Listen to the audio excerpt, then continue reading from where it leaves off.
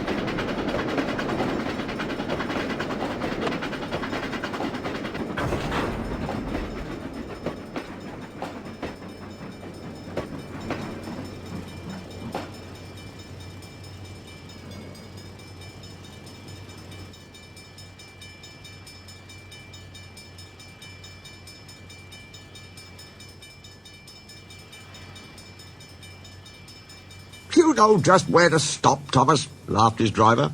You could almost manage without me. Thomas had become conceited.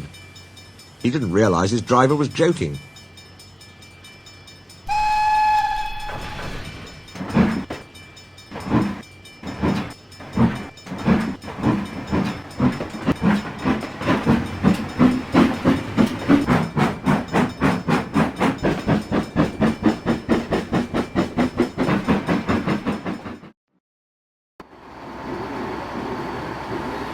Driver says I don't need him now, he told the others.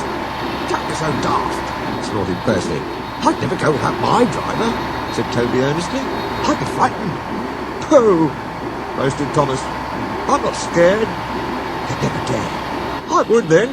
You'll see. It was dark next morning when the firelighter came. Thomas drowsed comfortably as the warmth spread through his boiler. He woke again in daylight. Percy and Toby were still asleep. Thomas suddenly remembered. Silly stick in the muds, he chuckled. I'll show 'em. Driver hasn't come yet, so here goes. He cautiously tried first one piston, then the other. They're moving, he whispered.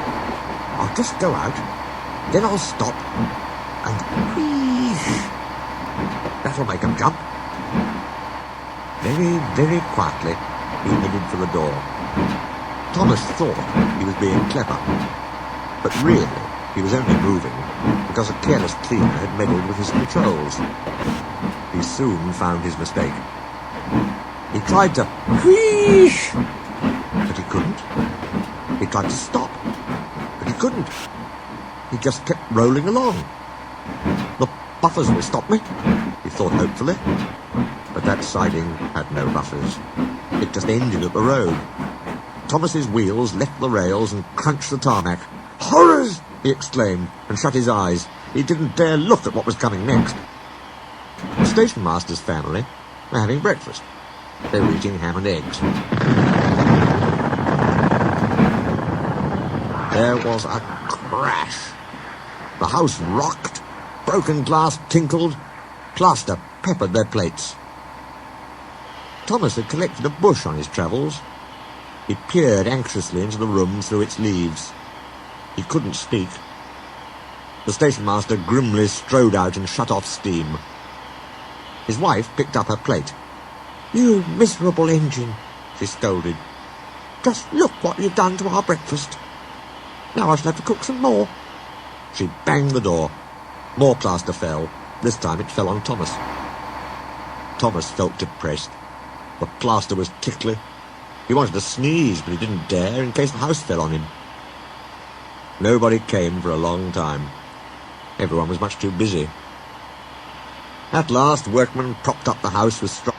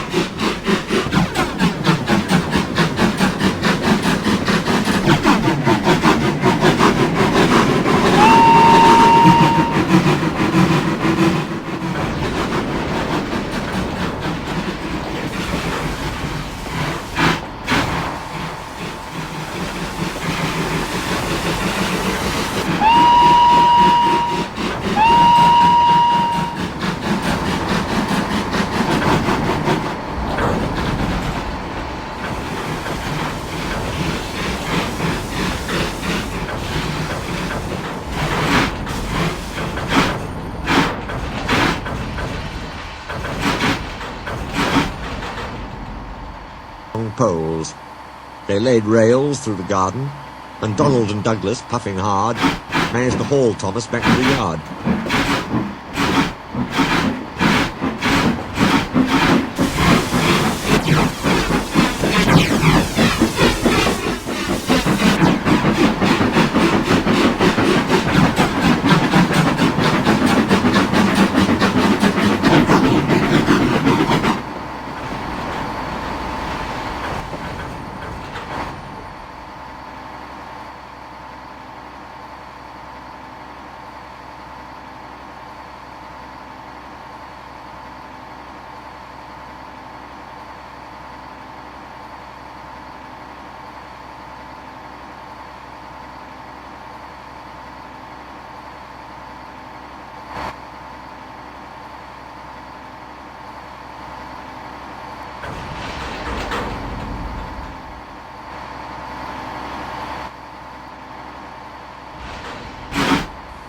The funnel was bent.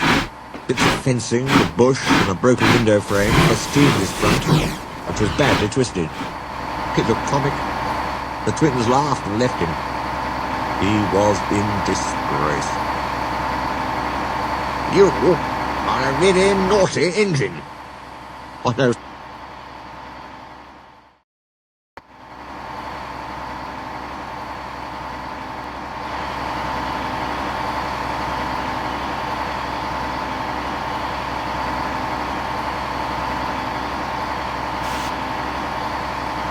You are a really naughty engine.